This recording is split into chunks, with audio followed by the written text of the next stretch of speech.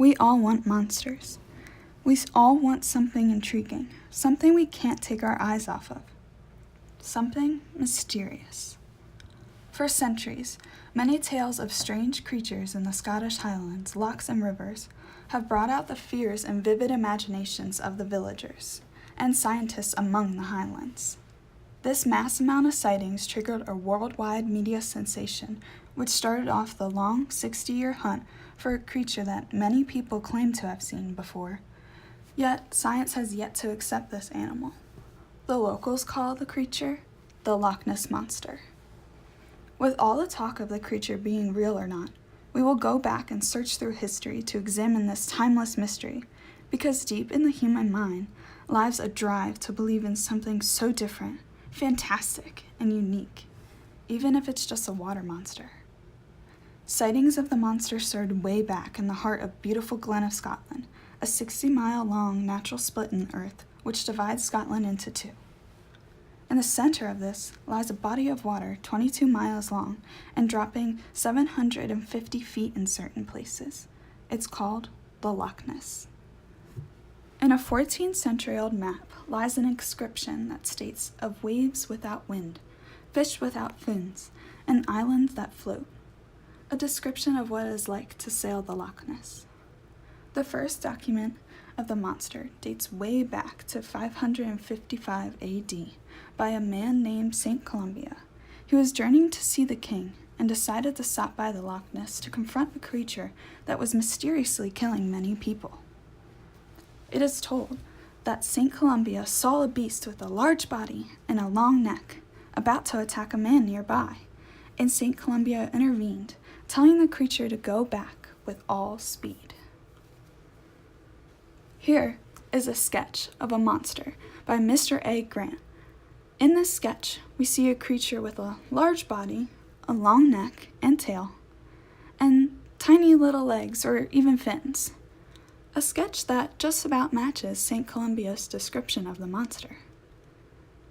St. Columbia may have written about the Loch Ness Monster, and we may have even seen a sketch by Mr. A. Grant, but with no factual proof except the word of a sailor and a sketch, how will we know if the monster is real? As we look even further into history of the Loch Ness, we are able to find some photographic evidence of this creature.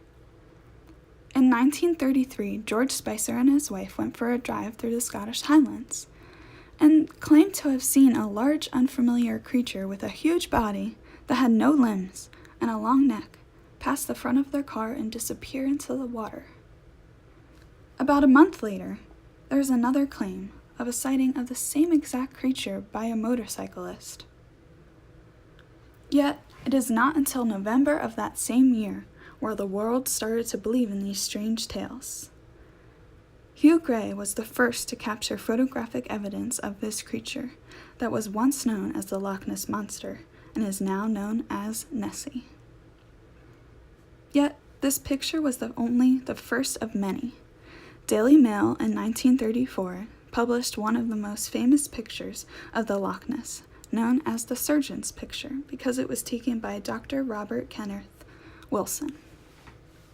Despite the low quality of the picture, it still resembles the long neck of Nessie. This picture embarked decades of debates on theories behind this photo. Now that we discovered in history where this strange creature lives on our planet, let's dive into some of those century-old tales that tell us of the few sightings of the Loch Ness and what it may look like. Many witnesses thought the speed and movement resembled an eel, but no eel known to man exceeds 8 or 10 feet in length. Only a whale would meet that type of size requirements. Some say that the strange creature contains many prehistoric water dinosaur-like features.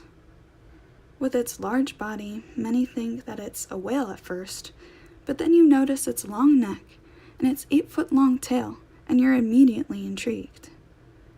Its scaly, thick skin and razor-sharp teeth, filled with gook from the water, make your hairs on the back of your neck stand up straight. Its dark-as-night eyes, glazed over with indifference, could take you to another place by putting you in a trance. As our search through history comes to a close, the question that has been following us around this documentary still sits in the back of our minds. Is this strange creature real, or is it just a part of your imagination? Well, that's for you to decide.